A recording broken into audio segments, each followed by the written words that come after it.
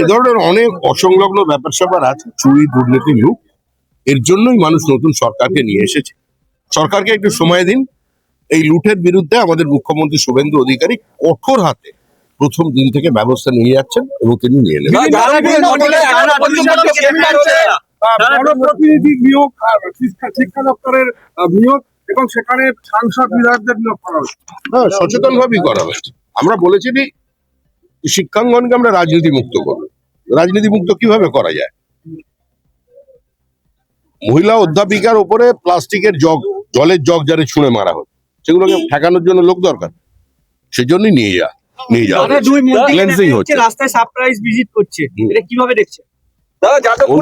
কিছু বলেন।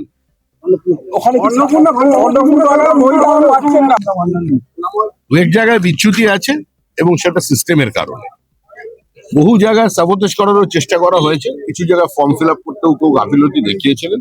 আরো 50 লক্ষ মহিলা তারা অবিলম্বে, খুব বিলম্বেই তারা পেয়ে যাবেন। প্রত্যেকে অন্নপূর্ণা যোজনার টাকা পাবেন। একজন দুজনের ক্ষেত্রে বা খুব কম শতাংশেই এই না পাওয়ার ঘটনা হয়েছে। 1,20,00,000 মহিলা এর মধ্যে পেয়েছেন। দেখুন, স্ক্রিনিং করতে হচ্ছে, বছরে 36,000 টাকা কম টাকা তো নয়। তাই এত লক্ষ পুরুষ তারা লক্ষ্মীর ভান্ডারের টাকা নিচ্ছে। সরকারি কর্মচারী লক্ষ্মীর ভান্ডার পাচ্ছেন। আপনারা কি এটা চান যে যিনি স্কুলের শিক্ষিকা, যার বেতন 1 লক্ষ টাকার উপরে, তিনিও লক্ষ্মীর ভান্ডার পাবেন, তিনিও অন্নপূর্ণা যোজনা পাবেন? এটা কি চান? তো সোশ্যাল ওয়েলফেয়ার প্রজেক্ট তৈরি করা হয় মানুষের জন্য, তার জন্য নির্দিষ্ট ব্যবস্থা নেওয়া হয়েছে এবং যারা পাওয়ার জন্য উপযুক্ত তারা প্রত্যেকে পাবেন।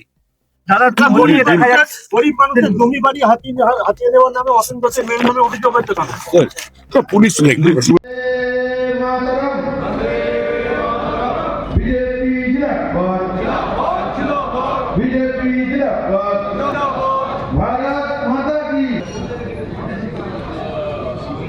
মঞ্চে আসার জন্য অনুরোধ করব সম্মানীয় সভাপতি, রাজ্য সভাপতি মাননীয় অনুরোধ করছি।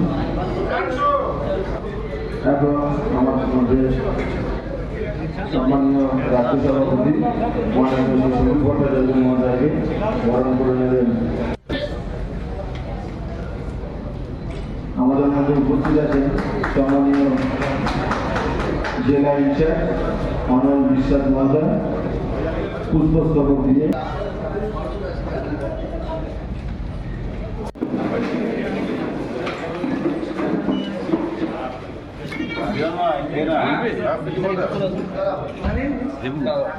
বলবে বলেছি।